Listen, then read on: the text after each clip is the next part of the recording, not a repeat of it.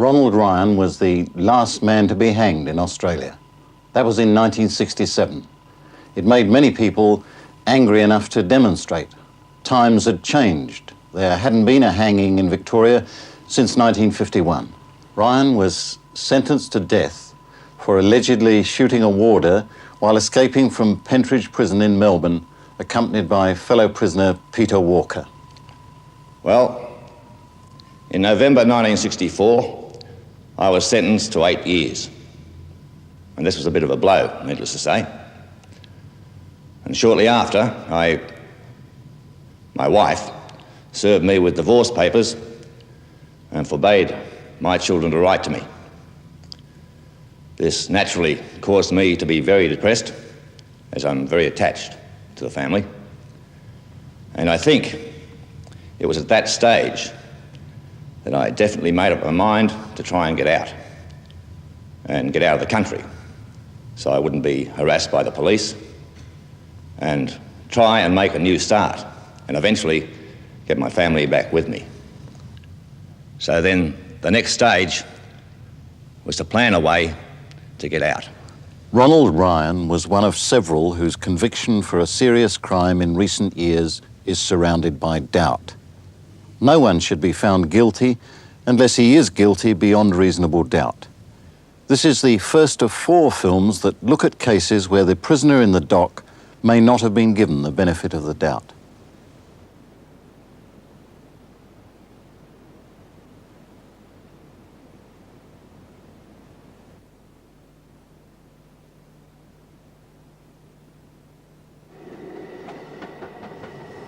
It was only 5 shopping days to Christmas 1965 when Ryan and Walker decided that all conditions were right for a break. It was a Sunday afternoon, just after 2. The warders were having a Christmas celebration. But the decision to escape wasn't made on the spur of the moment. There was a plan dating back a whole year to when Ryan had just begun serving his sentence. The warders in the tower were sometimes very lax, and occasionally there were no warders in the yard.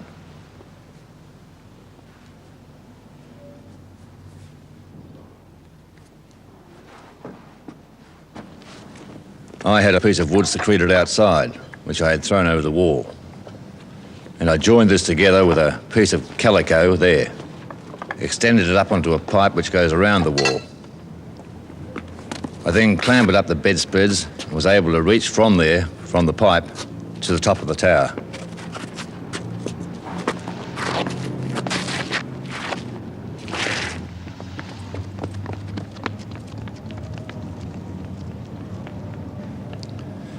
I just said, "Don't move."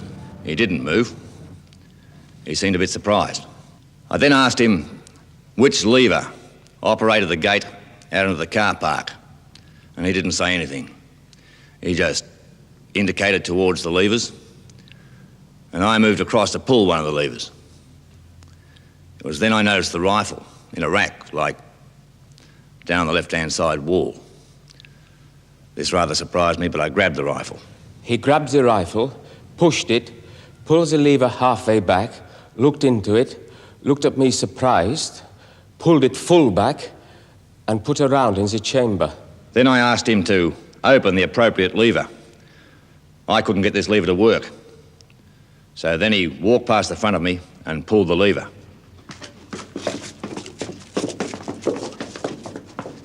After the 3 men, first Walker, then the warder Lange, and then Ryan had reached the bottom, it was found that Lange had pulled the wrong lever, for the door leading out into the car park here, and therefore into freedom, was closed. Leaving Walker behind to man this closed door, Ryan took Lange back up to the tower and made him pull the correct lever.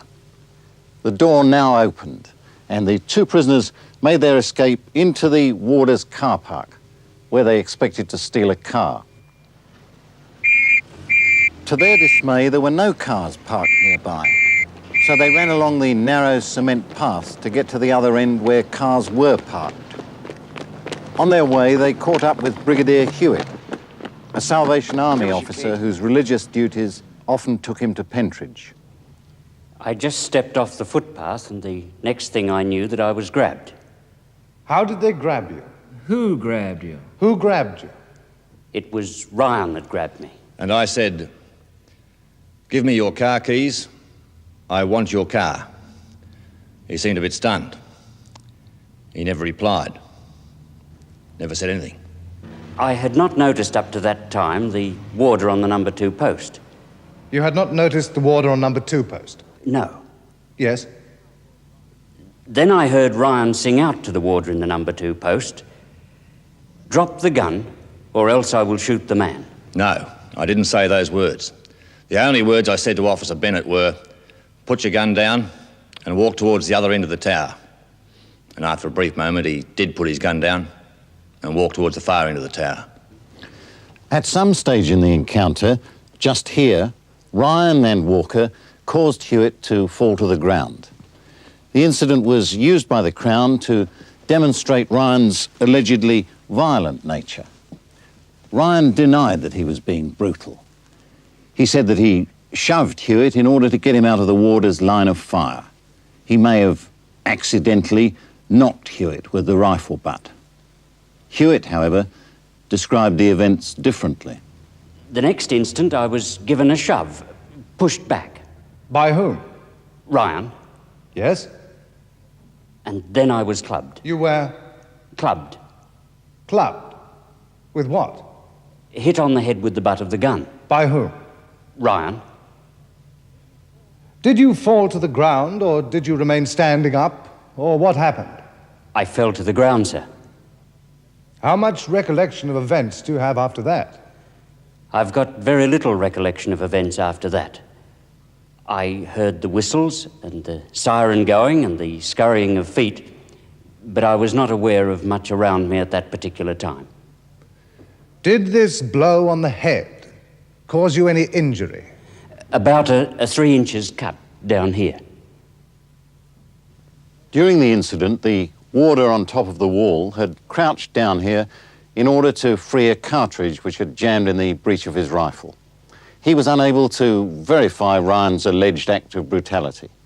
When he raised his head again, Hewitt was sinking to the ground, and Walker and Ryan had gone in 2 different directions. Walker over here towards the church, and Ryan past number 2 tower and onto Champ Street.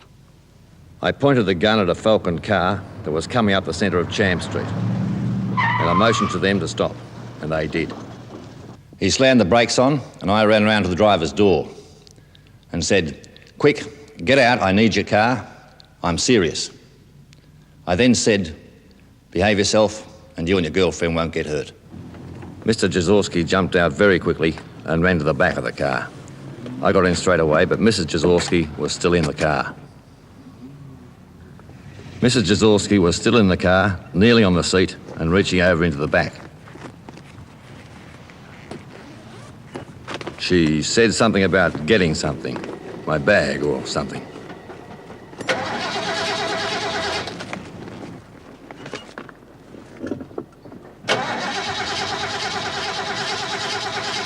Anyhow, I noticed then she was pregnant, and I was in an awful predicament then. I had the gun with me, but I didn't want to hurt the woman.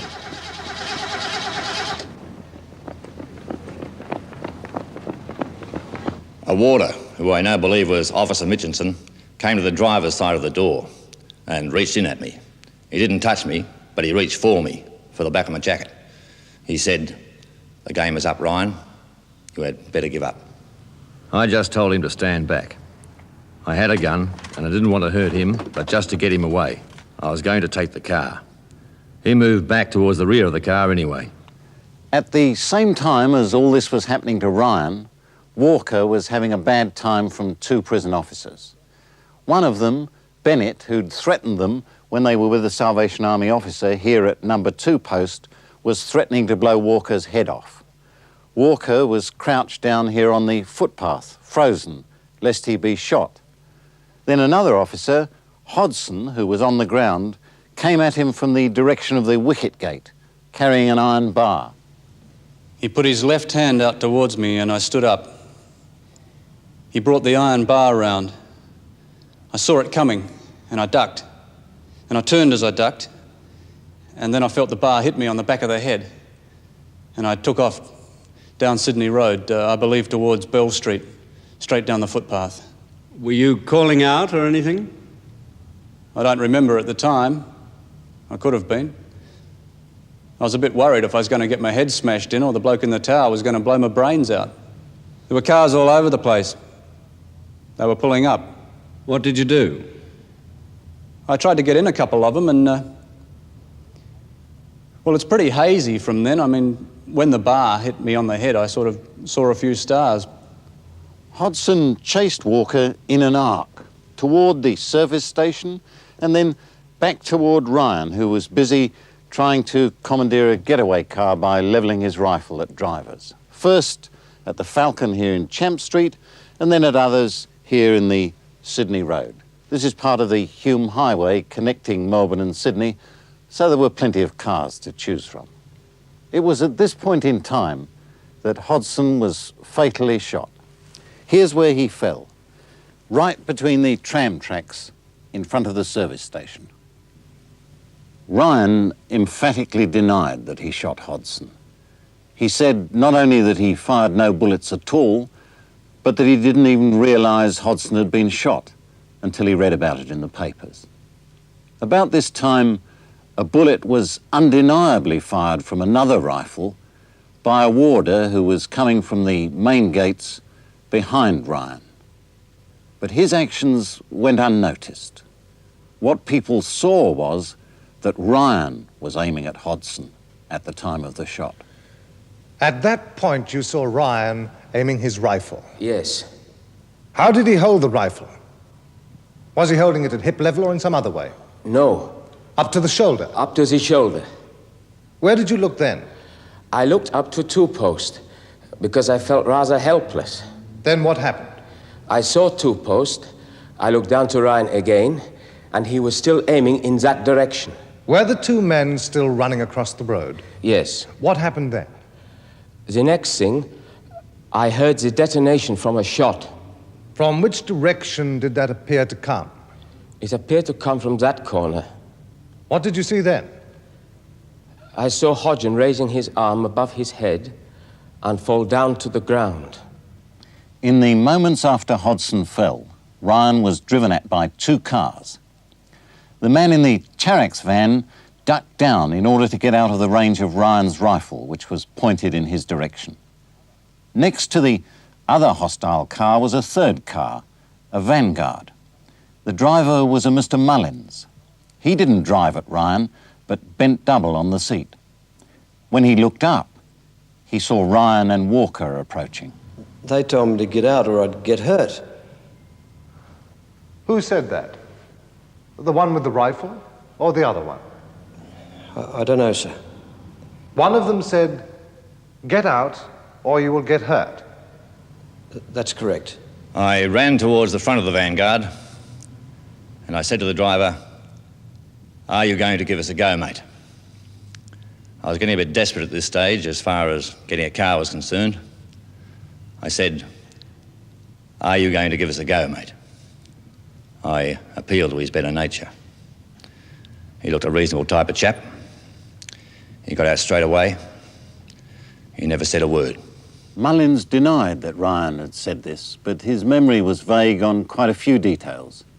No doubt the experience was disturbing. Anyway, whatever Ryan actually said, the circumstances as a whole were such as to induce Mullins to quickly surrender his car. And Ryan and Walker drove through this petrol station and down a Hayes Street to 17 Days of Freedom. This is the number 2 post where the warder Bennett threatened the escapees on several occasions. This is where the Jaworski Falcon stopped. And this is the spot where Hodgson fell. This is where 5 cars containing 7 witnesses stopped or were stopped by Ryan.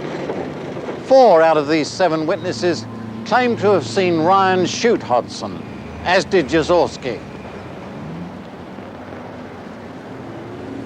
This is the petrol station where 3 out of the 4 civilians were at the time of the shooting. 2 of the 4 testified that Ryan fired at Hodgson. That makes 7 civilians altogether. Of the 5 warders that were witness to the event, 3 claimed that Ryan fired the shot. 10 people altogether said that Ryan shot Hodgson, and no one testified that anyone else shot Hodgson.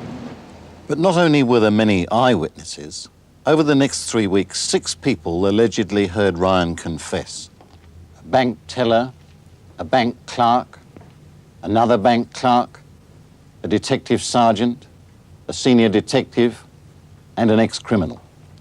6 people who all claim to have heard Ryan confess at what amounts to 4 different times between the escape and the trial. On the face of it, an open and shut case. Unfortunately for this case, there was one insurmountable difficulty. It was almost impossible, or so it seemed, for Ryan to have fired the shot. One of the prison officers openly admits that he fired a shot over here in Champ Street, in the same direction as Ryan's gun was pointing, and at about the same time. Only he says that he fired into the air. Yet of the 19 witnesses to the general scene, no one heard any more than 1 shot.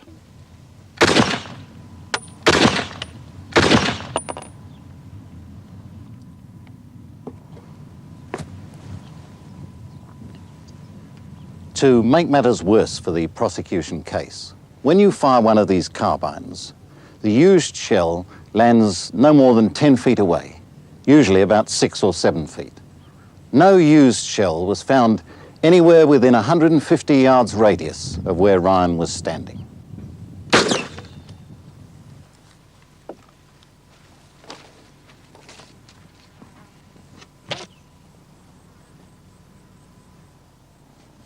This is the slug that came from the gun I just fired. It's almost identical with what must have killed Hodgson. Whether it came from Ryan's rifle or from a warder's, we don't know with certainty because the bullet that killed Hodgson was never found. It went right through him, and there was no sign where it ended up. If it had been found, then it would have been an easy matter to determine whose rifle fired the fatal shot. This is because all rifles leave characteristic barrel marks on bullets which enable us to tell for certain which gun a particular slug was fired from. In this case, because no bullet was found, ballistics evidence was of no help in determining whether Ryan's or a warder's rifle fired the shot. The Crown's case was that because Walker was in danger of being captured by Hodgson, Ryan had decided to save the situation and shoot the warder who blocked their path to freedom. It was vital for the prosecution to establish that Ryan was capable of violence. But apart from his tough behaviour during the escape, the prosecution was able to produce no witnesses that Ryan was a difficult or violent prisoner, or even that as a criminal he'd been violent. Indeed, there was no evidence of any violence. But the prosecution had powerful allies, the media. This flat is fairly typical of the hideouts that Ryan and Walker stayed in during the manhunt. Newspapers strewn about. Ryan is said to have been obsessed with his own publicity and to have avidly read all he could get. Capture is urgent. Ryla. Customer Mrs. Jane Crawford. A bandit told her, "This gun shot a man a few days ago." No one sleeps. Execution? Guns for the hunt. With coverage like this, it's hardly surprising that ordinary people refused invitations to nighttime Christmas parties. Television coverage was equally thorough. In the short time that we were here today, about 10 calls came through claiming that Walker and Ryan were at a certain address. This one was in East Melbourne, and we arrived with the police as 2 carloads of them had the place surrounded inside 2 minutes of receiving the call. All of them had their pistols or carbines at the ready. It may look dramatic, but it's in deadly earnest. These men knew exactly what to expect had the 2 escapees in fact been inside. The cameramen and I were never more than a jump away from cover. It's stomach-chilling that someone's gun could be pointed at you, personally, from a seemingly empty window. This one turned out to be a false alarm, like one of 200 other such calls police have had since the escapees went into hiding. I've placed small models of Ryan in the exact positions that each one of the 10 eyewitnesses remembered him being when Hodgson was shot. There's quite a bit of divergence. For example, between these two extreme positions, there's about 200 feet. Most witnesses say that Ryan was moving southwest towards these cars in front of the real estate agent, and that Hodgson was somewhere here on the tram tracks, running after Walker. 3 warders placed Ryan right of Hodgson, which is consistent with Hodgson's wound entering here at his right collarbone and coming out on the left-hand side of his back here. But 4 civilian witnesses, not warders, placed Ryan left of Hodgson, and that is not consistent with Hodgson's wound. Of these 4 witnesses, 1 actually claimed to have seen Ryan firing up the Sydney Road this way, in a direction exactly opposite to every other witness. Another has Ryan running north in the same direction as Hodgson was chasing Walker, and then turning around to fire back at Hodgson. An odd aspect of these placings of Ryan and Hodgson is that witnesses on several occasions tended to remember things as being closer to them than they actually were. Thus, the warders placed the action nearer to Pentridge. The drivers, on the other hand, remembered it as nearer to the BP service station. Memory tends to magnify the size of especially dramatic events. The trial judge pointed this out in his summing up. The defence argued that those witnesses who smelt gunpowder or saw smoke or saw a recoil from Ryan's gun were susceptible to autosuggestion. They'd seen Ryan with a rifle to his shoulder. Seconds later, they'd seen Hodgson fall. Sometimes there's a faint whiff of smoke, but you have to see it firing against a fairly dark background. In this case, one can't see any smoke whatsoever. The rifle was designed, after all, as a war weapon, and it's supposed to be smokeless so as not to give away a soldier's position to the enemy. Now, watch the gun for any violent jar.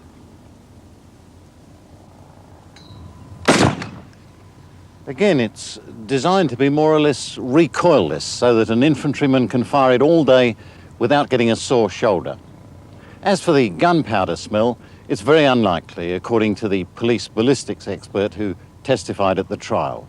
Yet the Jizorskis, whose car Ryan stopped, claimed both to have seen smoke and smelled gunpowder. No one was close enough to see whether Ryan's finger pulled the trigger at the time that they heard the shot. And so these details are vital if one is to establish that Ryan's gun fired the shot. A suggestion that the defence made was that these details were embellishments added later, either at the inquest or the trial. In addition, a number of witnesses were certain that they'd seen no smoke, and one was positive that Ryan's shoulder hadn't jarred. So far, we have eyewitnesses agreeing on one main aspect, that Ryan had his rifle up to his shoulder and had it pointed towards Hodgson when the shot was fired. The defence didn't deny that Ryan was holding his gun in this position. He said that he was trying to stop cars. On this occasion, it was a green Plymouth, and it came between Ryan and the spot where Hodgson fell. As I was running across towards these cars on the west side of Sydney Road, I had the rifle with me. During that interval, a green car had come from the direction of Sydney Road. This car seemed to slow down when he saw me. I was pointing the rifle at any car that came within my immediate vicinity. Were you swinging the rifle from the hip? I was following the car about chest high, I suppose would be a more apt description. What were you intending to do when you were moving the gun like that? Well, my whole object was to get a car to pull up. And in order to add to my bluff, I did pull the lever back, and a shell was ejected. And then I let the lever go again. Did you pick it up? I didn't stop to pick it up at the time, so I let the lever go again. But at that time, another shell was picked up by the injector, and so the gun was again... Did you see what happened to Hodson? No, I didn't see what happened to Hodson. I saw Hodson, who was chasing Walker. He was a pretty big fellow, very stout. He seemed to be just about at the end of his tether, pretty distressed. That was my impression when he was chasing Peter. They ran from my sight behind this Plymouth.